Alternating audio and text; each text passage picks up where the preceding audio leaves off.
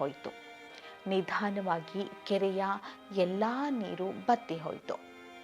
ಇನ್ನು ಈ ಕೆರೆಯಲ್ಲಿ ತುಂಬ ದಿನ ವಾಸ ಮಾಡೋದಕ್ಕೆ ಸಾಧ್ಯ ಇಲ್ಲ, ಬೇರೆ ಕೆರೆ ಹುಡುಕಬೇಕು ಅನ್ನೋ ಸತ್ಯ ಆಮೆಗೆ ಗೊತ್ತಾಯಿತು.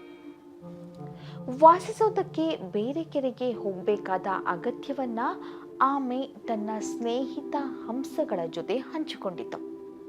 ಹಂಸಗಳು ಆಮೆಗೊಂದು ಹೊಸ ನಿವಾಸದ ಹುಡುಕಾಟ ಶುರು ಮಾಡಿದ್ವು. ಒಂದು ದಿನ ಈ ಜೋಡಿ ಹಂಸಗಳು ಆಮೆ ಬಳಿ ಬಂದ್ವು.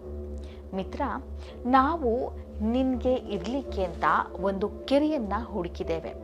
ಅದರಲ್ಲಿ ನೀನು ಆರಾಮದಲ್ಲಿ ಇರಬಹುದು.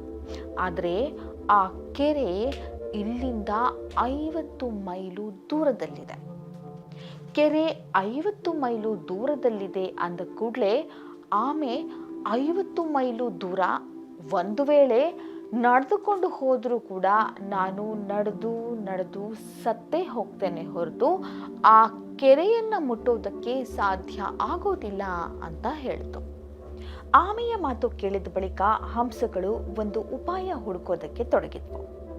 ಸ್ವಲ್ಪ ಹೊತ್ತು ಯೋಚನೆ ಮಾಡಿದ ಜೋಡಿ ಹಂಸಗಳು ಒಂದು ಕೋಲನ್ನ ಹಿಡ್ಕೊಂಡು ಬಂದ್ವು.